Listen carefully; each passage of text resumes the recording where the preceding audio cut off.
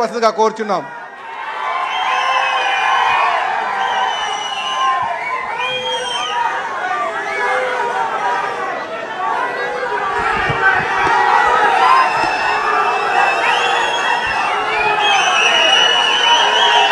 జై తెలుగుదేశం, జై తెలుగుదేశం. చంద్రబాబు నాయుడు గారి నాయకత్వం, చంద్రబాబు నాయుడు గారి నాయకత్వం. తెలుగుదేశం పార్టీ కార్యకర్తలకి, నాయకులకి, అభిమానులందరికీ ఆవిర్భావ దినోత్సవ శుభాకాంక్షలు. తెలుగుదేశం పార్టీ ఆవిర్భావమే ఒక సంచలనం. తెలుగుదేశం పార్టీ మొదటి గెలుపు ఒక చరిత్ర. రాజకీయాల్లో రికార్డులు సృష్టించాలన్నా, ఆ రికార్డులు బద్దలగొట్టాలన్నా అది కేవలం ఒక తెలుగుదేశం పార్టీతోనే సాధ్యం. మూడు అక్షరాలు తెలుగు వారి ఆత్మగౌరవం కోసం తొడగొట్టాయి. ఆ మూడు అక్షరాలు తెలుగు ప్రజల గుండె చెప్పుడుగా మారినాయి. అవి మూడు అక్షరాలు కాదు, ఒక ప్రభంజనం. ఆ మూడు అక్షరాలేంటి? ఎన్టీఆర్, విశ్వవిఖ్యాత నట సార్వభౌమ స్వర్గశ్రీ నందమూరి తారక రామారావు గారు 43 ఏళ్ల క్రితం తెలుగుదేశం పార్టీకి పునాది వేసింది అన్న ఎన్టీఆర్. ఆ ముహూర్తం బలం ఏంటో నాకు తెలియదు. ఆ పునాదులు కూడా ఈరోజు గట్టిగా ఉన్నాయి. పార్టీ పెట్టిన 9 నెలల అధికారంలోకి వచ్చి తెలుగు వారి సత్తా ఏంటో ఢిల్లీకి తెలియజేసిన వ్యక్తి అన్న ఎన్టీఆర్. 43 ఏళ్ల ప్రయాణంలో ఎన్నో విజయాలు చూసాం, ఎన్నో సంక్షోభాలు ఎదుర్కొన్నాం.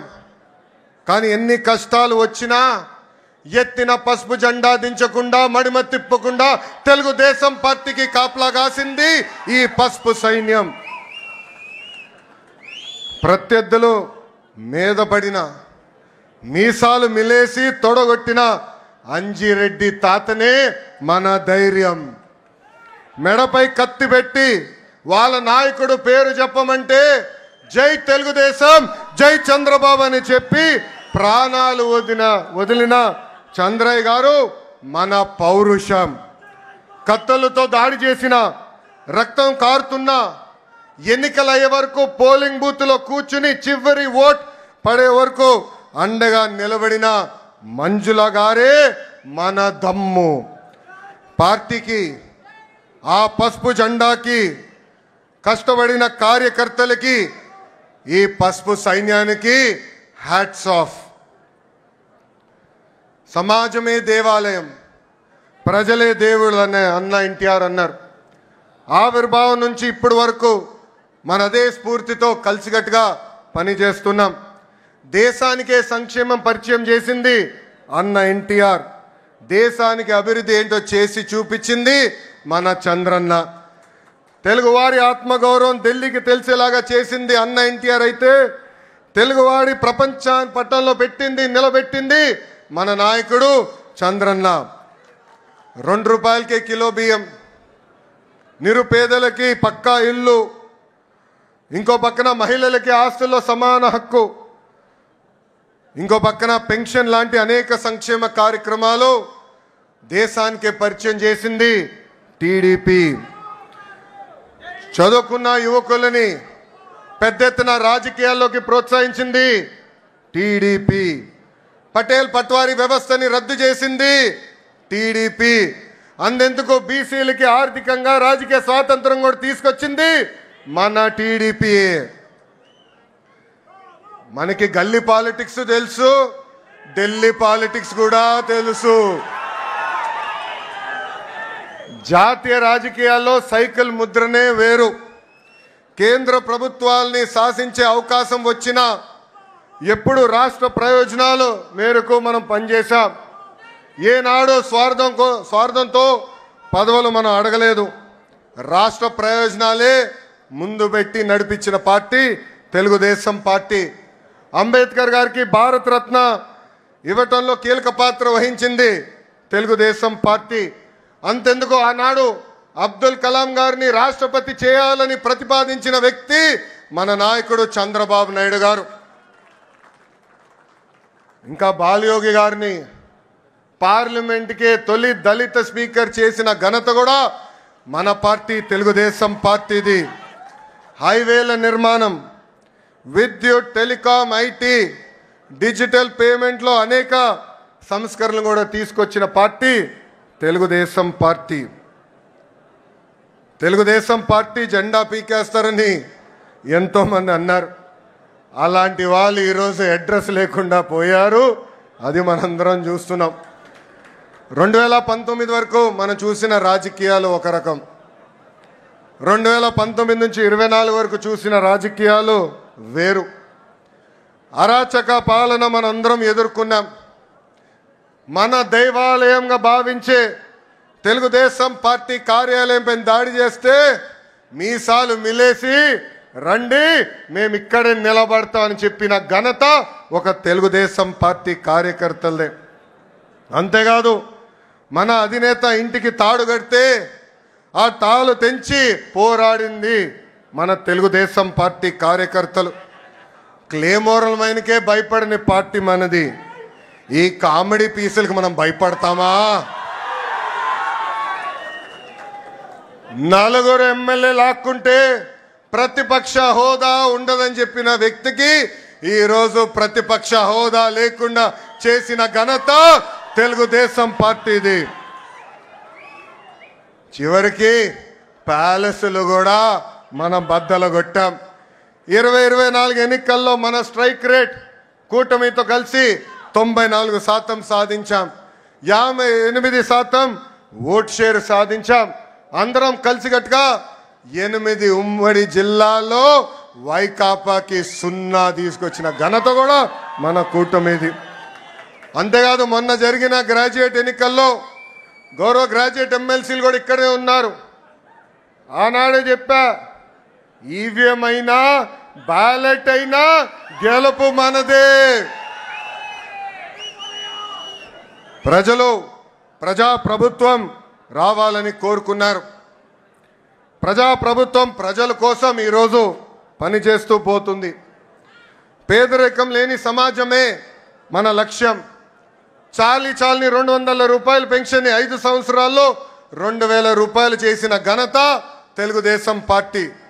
ఈరోజు అదే పెన్షన్ని 4000 రూపాయలు కూడా చేసిన ఘనత మన పార్టీకి దక్కుతుంది. దీపం పథకం కింద 1 కోటి కుటుంబాలకి మనం ఉచితంగా గ్యాస్ సిలిండర్ ఇచ్చాం. అంతేకాదు వచ్చే 10 రోజుల్లో మెగా డిఎస్సి కూడా నోటిఫికేషన్ మనం ఇస్తున్నాం.